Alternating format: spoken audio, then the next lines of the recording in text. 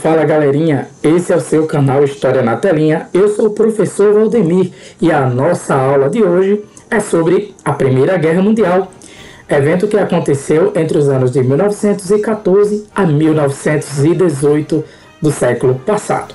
Bom, se você ainda é novo no canal, se inscreva, curta, comente e compartilhe o conhecimento. Vem comigo que na aula de hoje nós vamos falar sobre vários tópicos. Nós vamos falar sobre o que aconteceu antes da Primeira Guerra Mundial, que levou a esse conflito, como foi o início, quais foram as fases da guerra e o que aconteceu durante essas fases, e também nós vamos falar sobre como terminou esse conflito e suas principais consequências. Então vem comigo que hoje tá tinindo a nossa aula, né? Tá muito boa mesmo. Bom, então, nós temos de começar com os antecedentes, ou seja, aquilo que aconteceu antes da Primeira Guerra que levou a esse conflito. Então, nós vamos começar pelas rivalidades imperialistas, que é quando as potências europeias começaram a disputar entre si domínio sobre territórios além dos seus países. É aí que nós vamos ver que a corrida imperialista por territórios e mercados durante todo o século XIX, nos anos 1800, gerou violentas rivalidades entre as potências europeias, pois cada país, como a Grã-Bretanha, a Alemanha e a França, buscava conservar ou ampliar seu império colonial.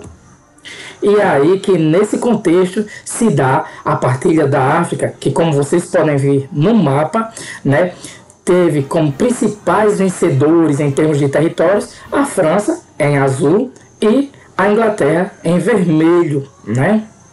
Mas não só a África sofreu uma partilha entre as potências europeias, a Ásia também, incluindo os Estados Unidos, viu? As potências que entraram aqui na partilha da Ásia. Aqui você vai ver em rosa, né, o maior vencedor em termos de domínio territorial, o Império Britânico, o Império Francês na parte verde, o holandês na parte laranja, o português nas poucas partes verdes, o alemão nas poucas partes em marrom, o japonês em vermelho, né, com a Coreia, que naquela época não era dividida em Coreia do Norte nem Coreia do Sul, e os Estados Unidos em roxo, tá certo? Essas rivalidades entre os países imperialistas são uma das principais razões da Primeira Guerra, que aconteceu entre 14 e 18, como já foi falado. Um conflito mundial e total, uma vez que incluía também alvos civis e não apenas militares. Após sua unificação, em 1871, a Alemanha de Otto von Bismarck, este general aqui, progrediu a passos largos. Na política externa, Bismarck adotava o sistema de alianças defensivas, que como funcionava? Ela funcionava do jeito de conseguir aliados fortes a fim de evitar o isolamento da Alemanha em caso de guerra.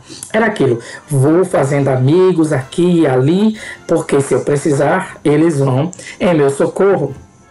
Por isso, a Alemanha aliou-se ao Império Austro-Húngaro e depois à Itália, dando origem assim à Tríplice Aliança de 1882. Tríplice porque eram 3 países.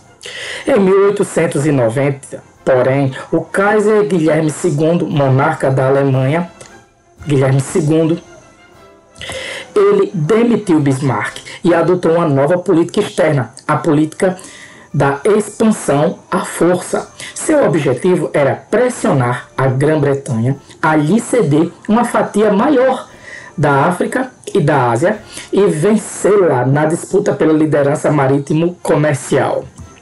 A Grã-Bretanha, por sua vez, possuía o maior império colonial na época e não estava disposta a dividi-lo com outro.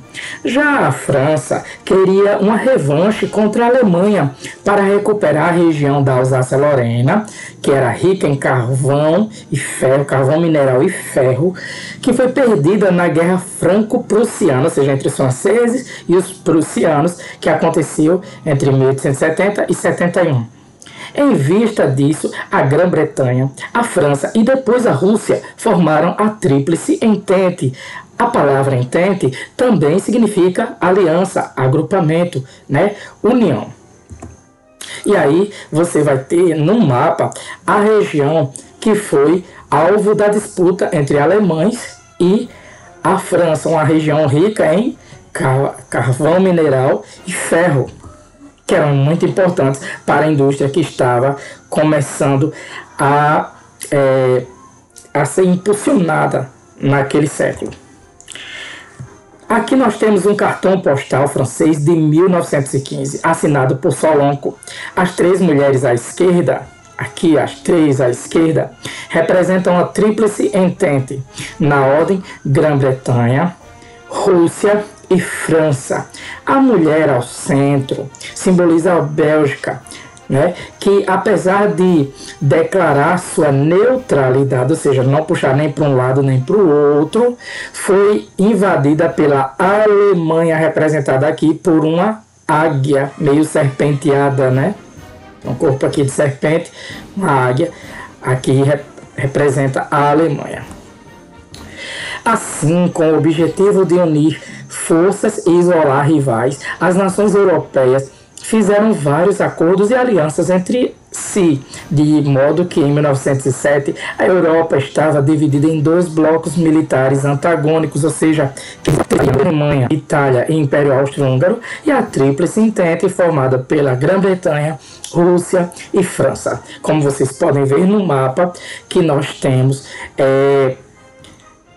a Europa dividida em dois grandes grupos. Em verde estão, né, os países da Tríplice Aliança, em amarelo da Tríplice Entente. E por que a Alemanha está listrada com listras? É porque em 1915 a Alemanha deixa o grupo da a Itália. Porque a Itália está listrada? Porque ela em 1915 deixa o grupo da Alemanha, a Tríplice Entente. Nós vamos ver isso mais à frente, tá certo? A Alemanha esperava com isso a Itália esperava, indo para o grupo da Grã-Bretanha, obter parte das colônias alemãs na África que a Grã-Bretanha lhe havia prometido. Então não foi à toa, né? Foi por promessa de territórios. Pois bem, dando continuidade, nós vamos falar agora da luta dos sérvios pela Grande Sérvia, que vai levar à eclosão, ou seja, ao início da Primeira Guerra, que na época foi chamada de Grande Guerra. A Sérvia era uma nação eslava independente que lutava para libertar os territórios habitados por eslavos na região dos Balcãs, que é uma região ali próxima à Grécia, certo? A fim de formar a Grande Sérvia. Como vocês podem ver aqui, ó, a Sérvia, ela queria se libertar do Império Austro-Húngaro, do domínio do Império Austro-Húngaro, né, e juntar-se a outros países da região e formar uma Grande Sérvia. Ocorre que uma parte dos eslavos estava sob o domínio do Império Austro-Húngaro e a outra sob o controle do Império Turco. Então, dois impérios ali acabavam dividindo o povo de origem eslava. Para enfrentar austríacos e turcos, a Sérvia buscou a ajuda da Rússia, que na época defendia o paneslavismo, né? O paneslavismo, que era justamente essa mentalidade de que onde tivesse um povo de origem eslava, deveriam se unir, né, para formar uma grande nação eslava. E também ambicionava expandir suas fronteiras, a Rússia, né? Além das rivalidades imperialistas e da política de alianças, outro fator que contribuiu para o início da guerra foi a ascensão do Japão e dos Estados Unidos como potências regionais com pretensões expansionistas. Somava-se a tudo isso ainda a corrida armamentista, também conhecida como Paz Armada. Os países começaram a investir em armamentos pesados, né? Tanto armamento de guerra, né? Armamento como rifles, canhões, tanques, aviões de guerra. Tudo isso por quê? Porque temiam, como eles estavam em rivalidade o tempo todo, por conta de mercado de consumidores, por conta de territórios. Então eles temiam que fossem atacados. Então, caso fossem atacados, eles estavam protegidos. Como ainda não tinha acontecido nenhum conflito, mas todos estavam armados, esse período foi chamado de Paz Armada. Pois bem, mas qual foi o estopim da guerra? Qual foi a gota d'água? Vamos ver? No dia 28 de junho de 1914, um fato novo precipitou os acontecimentos. É que o estudante Gavrilo Príncipe matou a tiros de revólver o arquiduque Francisco Ferdinando, herdeiro do trono austro-húngaro, e foi imediatamente preso. Como vocês podem ver nessa gravura aí do assassino, né, que representa a cena do assassinato a tiro de queima-roupa pelo estudante Gavrilo Príncipe, né, lá em Sarajevo. Aí o que acontece? O Império Austro-Húngaro responsabilizou o governo sérvio pelo atentado e um mês depois declarou guerra sérvia. Por quê? Porque o governo sérvio quis julgar o culpado. E o Império Austro-Húngaro não queria que isso acontecesse, mas que ele fosse julgado lá, né? Lá na sede do Império Austro-Húngaro. A partir daí, houve uma reação em cadeia. Em apenas 7 dias, as principais potências tinham se engajado na guerra. Tinha início, assim, a Grande Guerra, chamada depois de Primeira Guerra Mundial, quando aconteceu uma Segunda Grande Guerra. Inclusive, eles também denominavam de a guerra para acabar com todas as guerras, que é um termo, uma expressão que você vai ouvir no filme Mulher Maravilha, de 2017, né? Que apesar de ser um filme com uma personagem fictícia, tem como plano de fundo um evento histórico que foi a Primeira Guerra Mundial. Pois bem, vamos seguir adiante e vamos falar das fases da guerra. Como foi que a guerra se desenvolveu? Ela teve 3 fases. A primeira fase foi a guerra de movimento. Vamos ver como era essa fase? A primeira fase durou de agosto a novembro de 1914 e foi marcada por um intenso movimento de tropas.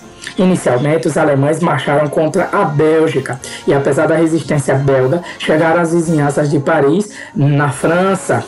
Os franceses, porém, com a ajuda dos ingleses, conseguiram contra-atacar e deter o avanço alemão na Batalha de Marne, como vocês podem ver aqui no mapa, tá certo? A Alemanha avançando, passou pela Bélgica e já estava indo em direção à França, mas eles foram detidos na primeira batalha de Marne.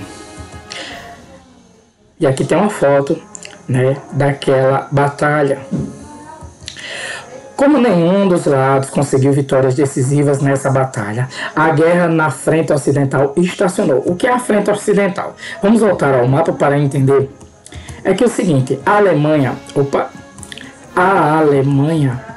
aqui, ela lutava em 2 frentes. Na frente oriental, né, no oeste, ela enfrentava as forças russas, né, as tropas russas. Já na frente ocidental, ou seja, do nascente, né, do oeste, do leste era na Rússia, do oeste, melhor dizendo, com a França. Então aqui eles estacionaram, eles não avançaram, mas eles tinham conseguido algum progresso em direção à Rússia.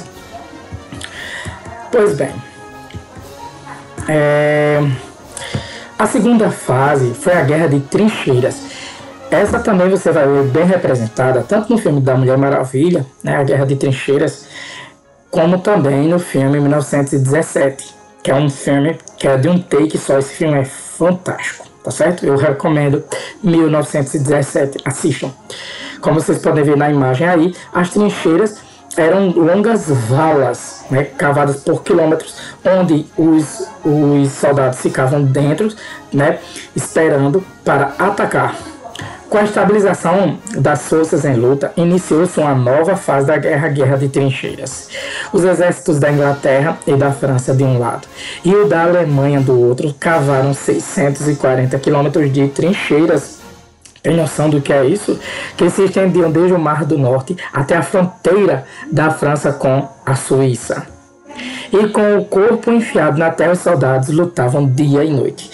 Esse tipo de tática, né, de guerra era bom, né, para se defender, mas era ruim porque os soldados levavam dias ou meses para avançar, né, e atacar os seus inimigos. Além disso, eles tinham de enfrentar frio, fome, tinham de enfrentar peste, né, doenças, ratos, então, muitos problemas tinham com essa tática das trincheiras.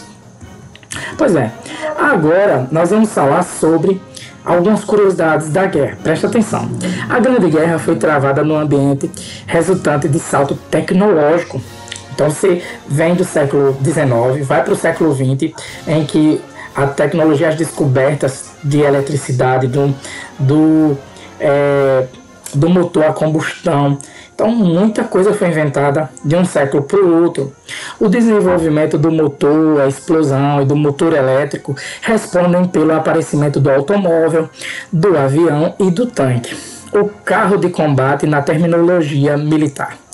O Gross Bertha, que era a Grande Bertha, delicada homenagem a Fraulein Bertha, filha do famoso fabricante de canhões Krupp, bombardeou Paris de uma distância de 100 km. Ele estava a 100 km e bombardeou da cidade de Paris e conseguiu bombardear a cidade. A metralhadora surgiu na Guerra de Secessão, lá no século XIX. Na Grande Guerra, já automáticas, com grande velocidade de tiro, vários tiros por minuto, se fizeram eficientes máquinas de moer carne. O desenvolvimento da indústria química levou à produção de gases de combate que fizeram sua estreia em Ypres em 1915, eficientes no matar e causar sofrimento. O tanque fez sua entrada em novembro de 1917. Algo semelhante aconteceu com o avião. Em 1914, as missões que eram de observação ampliaram-se para o apoio às forças de terra até o bombardeio estratégico. Essas informações estão no livro, né, História das Guerras, que é de Demetrio Mognoli, entre outros. Aqui você tem na primeira foto soldados franceses atirando com metralhadora durante a Batalha de Marne, em 1914. E nós, aqui nessa foto de baixo, temos soldados e sua mula com máscaras de gás em 1916. Vamos ver algumas armas e tecnologias que foram utilizadas na Primeira Guerra Mundial.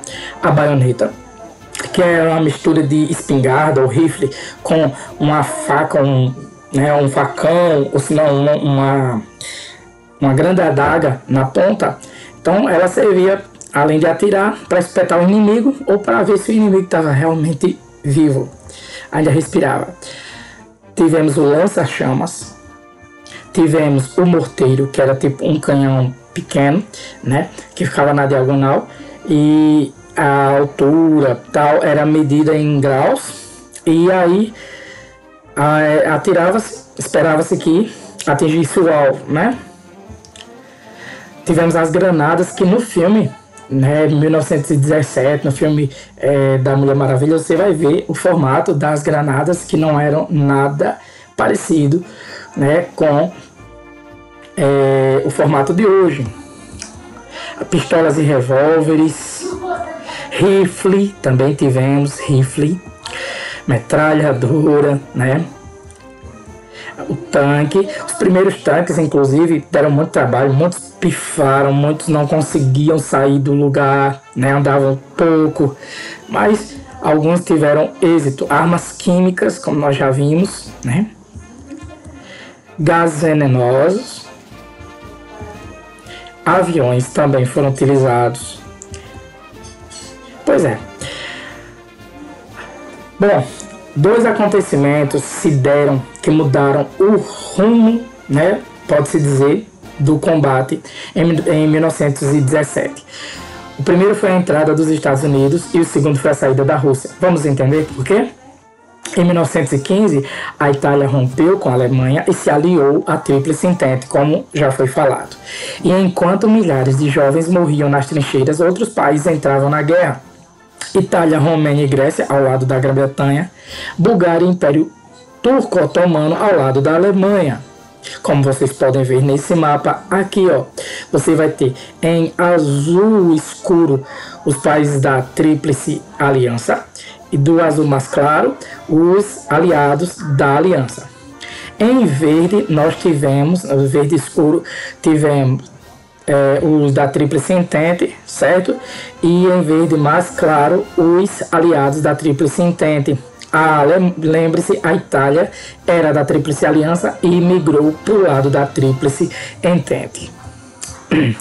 No início de 1917, a Alemanha decidiu adotar a guerra submarina, passando a bombardear qualquer navio encontrado em águas inimigas.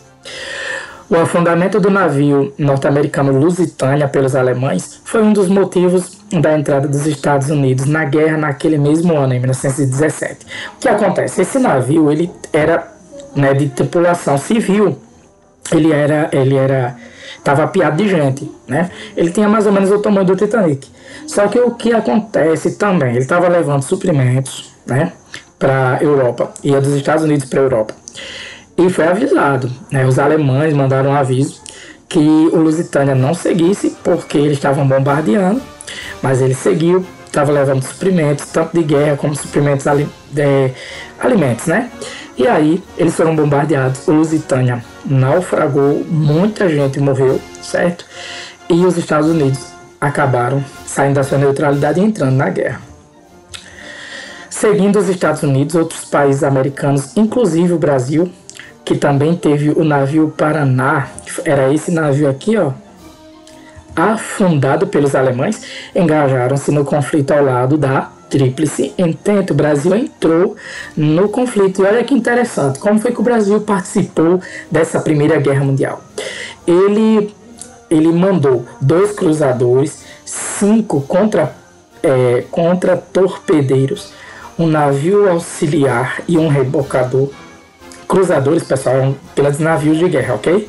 Aviadores, que combateram ao lado de pilotos britânicos e franceses, oficiais, que integraram o exército francês na frente ocidental, e 86 médicos, dos quais 17 eram professores de medicina.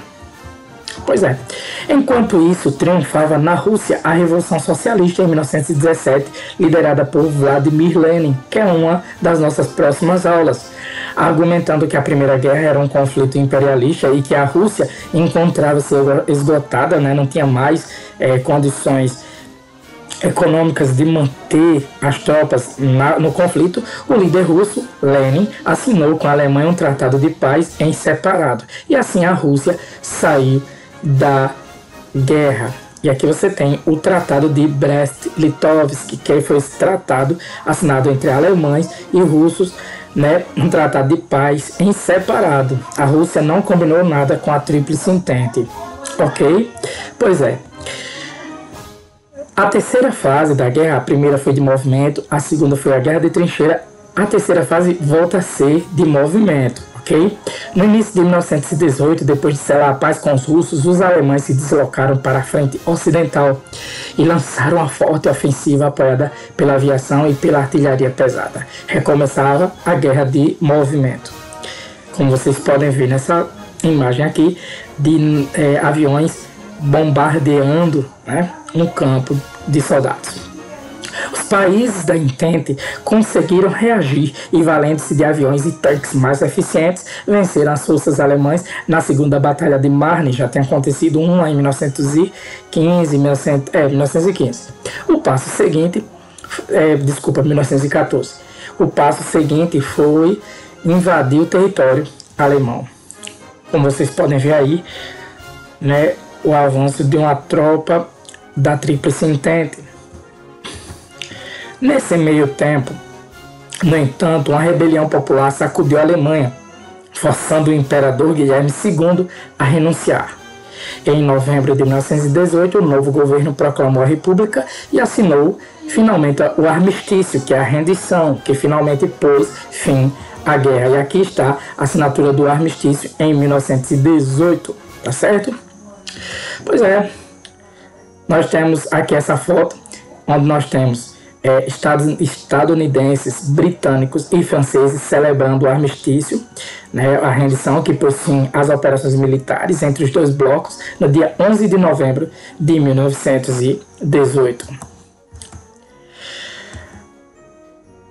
Bom, agora vamos falar do que a guerra, né, trouxe como consequência, e nunca é algo totalmente, né, trágico nem totalmente benéfico, mas muita tragédia. Bora ver? Ao final da Primeira Guerra, ficou provado que o uso de aviação militar, canhões, tanques e gases venenosos tinha contribuído para um aumento extraordinário da capacidade de matar e destruir. Nunca o ser humano até então tinha matado e destruído tanto até aquele conflito bélico. Veja os números dessa tragédia. Cerca de 9 milhões, né, e 200 mil perderam a vida. Cerca de 20 milhões de mutilados. Dezenas de milhares de órfãos e refugiados. Realmente números trágicos. Infelizmente. E aqui você tem um cartaz em que a criancinha pergunta: você tem algum espaço no seu coração para nós? A criancinha aí, né, com outra em seu colo, trata-se de uma órfã, né? E aqui você tem era uma organização que cuidava de órfãos lá na França. Pois é. A paz dos vencedores, já que a gente falou, né, como chegou ao fim com a rendição alemã. Então quem venceu a Primeira Guerra Mundial foi a Tríplice Entente, né, o grupo da Grã-Bretanha, da França, da Rússia, que saiu, depois entrou os Estados Unidos, né, entraram os Estados Unidos. Pois é, próximo do fim da guerra, o então presidente estadunidense Woodrow Wilson, esse homem aqui, ele propôs um acordo de paz. Esse acordo, conhecido como os 14 pontos de Wilson, defendia uma paz sem vencedores e o direito de cada povo escolher seu próprio destino. Ele disse: deixa como está, cada um vai cuidar do que ficou como destruído, enfim, cada um cuide do seu país. Mas esse acordo não foi aprovado. O que acabou vigorando foi a paz imposta pelos vencedores por meio de vários tratados, entre os quais o Tratado de Versalhes em 1919, que obrigava a Alemanha a... O Tratado de Versalhes está aí representado nessa foto, tá ok? Essa imagem da época. Obrigava a Alemanha a devolver a região da Alsácia-Lorena para a França, que a gente falou lá no comecinho da aula. Obrigava a ceder aos vencedores todos os seus direitos sobre colônias ultramarinas. Então, onde tivesse colônia alemã, elas seriam repartidas entre Grã-Bretanha, Estados Unidos, França e outros. Entregar à França a propriedade absoluta com direito total de exploração das minas de carvão situadas na bacia do rio Sarre. Pagar a seus adversários uma indenização de guerra bilionária, cerca de 33 bilhões de dólares. Gente, esses 33 bilhões de dólares na época eram trilhões de dólares hoje, trilhões, tá certo? E aqui você tem uma imagem, uma charge que mostra justamente isso. A mão dos vencedores com várias imposições sobre o povo alemão representado por esse homem aqui, esse trabalhador. Que quem paga, sempre quem paga conta de guerra é o pagador de impostos. Por esse tratado ainda, a Alemanha foi proibida de ter aviação militar. Então, a Alemanha não podia ter avião militar. Também proibida de ter canhões pesados e submarinos, e teve de entregar aos vencedores parte de seus navios mercantes. Seu exército só poderia ter no máximo 100 mil homens. Certo? Pois é. Participando ao lado dos vencedores, o Japão conquistou várias colônias alemãs na Ásia e consolidou-se como potência regional.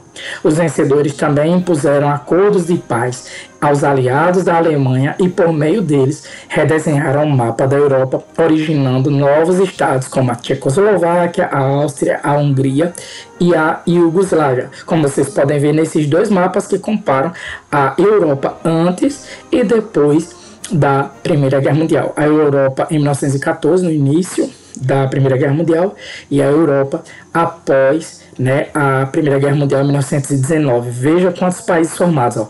Finlândia, Estônia, Letônia, Lituânia, Polônia, né, que não existia, a Tchecoslováquia, a Hungria, a Áustria, foram separados, a Áustria e a Hungria, a Iugoslávia, a Bulgária, a Romênia, a Albânia, a Turquia, que antes era o Império Turco-Otomano. Então, é o que Erich Hobsbawm chama de o fim da era dos impérios, foi a Primeira Guerra Mundial, porque os impérios simplesmente, né, praticamente desapareceram, principalmente aqueles que perderam a Primeira Guerra Mundial.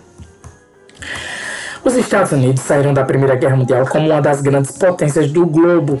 Em 1919, por sugestão do presidente norte-americano Woodrow Wilson, foi criada a Liga das Nações, com sede na cidade de Genebra, na Suíça. Essa organização devia servir como árbitro, ou seja, aquele que ia arbitrar, que ia decidir os conflitos internacionais. Quando um país entrasse em conflito com outro, quem deveria decidir? A Liga das Nações, para garantir a paz mundial. Seria tipo a mãe ou o embrião da ONU, Organização das Nações Unidas.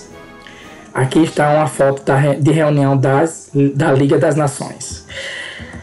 No entanto, por motivos diversos, os Estados Unidos, a Alemanha e a Rússia estiveram ausentes da Liga das Nações, que, com isso, se mostrou bastante enfraquecida. Quando, em 1931, por exemplo, o Japão invadiu a província chinesa da Manchúria, a Liga não conseguiu impedi-lo. Então, não se prestou ao trabalho que deveria executar. Tá certo? E agora é a hora da nossa revisão. Vejam só o que é que nós vimos nessa aula, bem resumido. Aqui nós começamos falando dos antecedentes da Primeira Guerra Mundial. Nos anos 1880, né, da década de 1880, tivemos a partilha da África e da Ásia, né, pelas potências europeias. Então, aqui tem uma charge e duas charges representando a partilha da África, da Ásia, perdão, e da África. Pois é.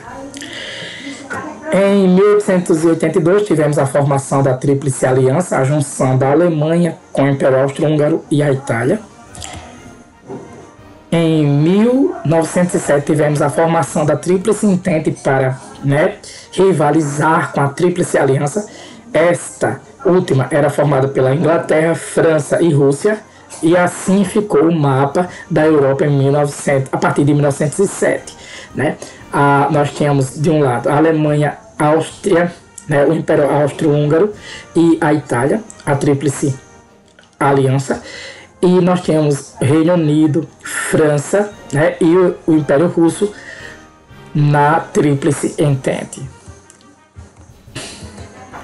Aí nós vimos o seguinte, que em 1914 tivemos o estopim da Primeira Guerra Mundial, o assassinato do arquiduque Francisco Ferdinando, né, herdeiro do Império Austro-Húngaro. E por isso foi o início da Primeira Guerra Mundial, a gota d'água, o estopim. Começa a Primeira Guerra Mundial, e essa Primeira Guerra Mundial ela vai começar com a guerra de movimento, certas tropas se movimentando. A França e o Reino Unido tentando deter o avanço da Alemanha, a expansão alemã em direção à França e ao Império Russo, ok? As tropas se movimentaram nessa primeira fase.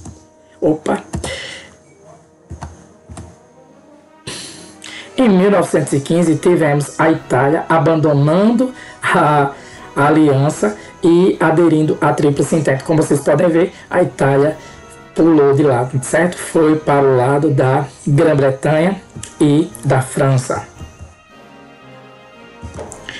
Em 1917 tivemos a entrada dos Estados Unidos na guerra, porque o navio Lusitânia foi afundado por torpedos alemães. Nesse mesmo ano, o navio Paraná, né, o navio brasileiro, foi afundado pelos alemães e o Brasil entrou na guerra, né, dando mais suporte. Não chegou a mandar tropas inteiras para lá para lutar, como fez na Segunda Guerra Mundial. E também tivemos no mesmo ano a saída da Rússia, que naquele ano tinha vivenciado a Revolução Russa. Então, o país deixava de ser uma autocracia, né? Onde o czar ele tinha caído e tinha assumido os sovietes, né? Os comunistas tinham assumido o poder e transformaram no regime comunista. Assim eles saíram da Primeira Guerra Mundial.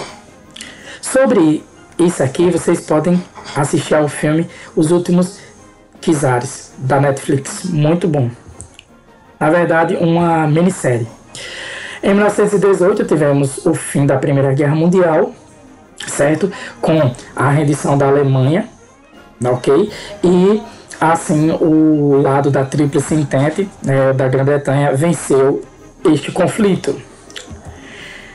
Tivemos a assinatura do Tratado de Versalhes em seguida, que na verdade foi em 1919, tá certo? Em 1919, a assinatura do Tratado de Versalhes, em que esse tratado impunha várias restrições, principalmente à Alemanha, certo? E em 1919 tivemos a formação da Liga das Nações, que seria tipo um embrião da ONU, né? Uma reunião de várias nações para resolver conflitos entre os países. Aí trago aqui um mapa para vocês que mostram os principais conflitos, né, que aconteceram. As linhas representam as frentes em 1917, as principais frentes. Aqui as setas em vermelho, né, as setas em vermelho são as ofensivas dos aliados. As setas em verde, as ofensivas dos impérios centrais ou da Tríplice Aliança, ok? Enfim.